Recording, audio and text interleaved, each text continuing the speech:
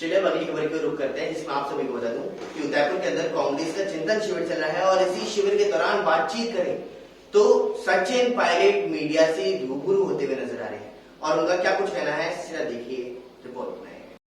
Congress president ने जो बोला है वो इतना कहा है कि अब चुनौतीपूर्ण समय कांग्रेस पार्टी के लिए है और हम सब लोगों को सामूहिक संकल्प लेकर आगे बढ़ना पड़ेगा और इस दिशा में कांग्रेस को मजबूत करने के लिए, चुनावों को कांग्रेस जीत सके, इस काम को कारगर करने के लिए जो कुछ इस व्यक्ति को करना चाहिए, उसमें नौजवान भी हैं, अनुभवी नेता भी हैं और हम मिलकर इसको हासिल कर सकते हैं। आज 2 दिन की चर्चा हो रही है, मुझे लग रहा है कि जो हमारे साथी डेलीगेट्स बातों को रख रहे हैं, चाहे दक्षिण के हों चाहे उत्तर पूर्व के हों, सब लोग चाहते हैं कि बदलाव हो और कांग्रेस एक नए स्वरूप में जनता के सामने हम प्रस्तुत उसको कर सकें। इस दिशा में सब लोग करने के लिए तैयार हैं, एक कमिटमेंट है और इस शिविर से मुझे लगता है एक outcome oriented action plan Congress party लेकर आएगी।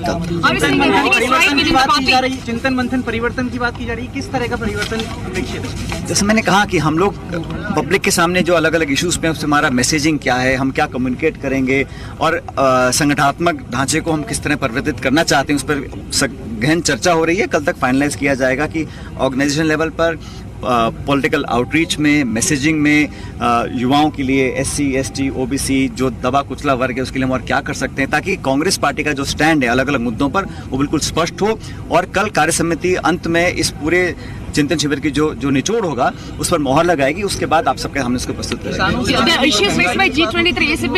आमदनी दोगुनी करने की बात होती थी। अरे किसान यहाँ आत्महत्या कर रहे हैं भाई, 3 काले कानून लगाए और फिर उसको विड्रॉ किया, इतने लोगों का नुकसान हुआ, उन किसानों को आतंकी बोला गया, उनको नक्सलाई बोला गया और उनके लिए किसी ने आज तक झूठा आंसू नहीं बहाया।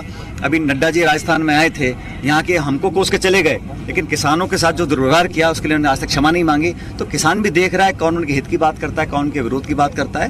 कांग्रेस हमेशा ही हर वर्ग की पार्टी रही है, सबको साथ लेकर चलने का काम किया है और मैं समझता हूँ सोनिया जी ने जो ये शिविर बुलाया है बहुत टाइमली बुलाया है। अभी कुछ राज्यों के विधानसभा चुनाव हैं, फिर 2 साल बाद लोकसभा चुनाव है, उस सब पर हम लोगों का एक नया बुलबुल तैयार होगा।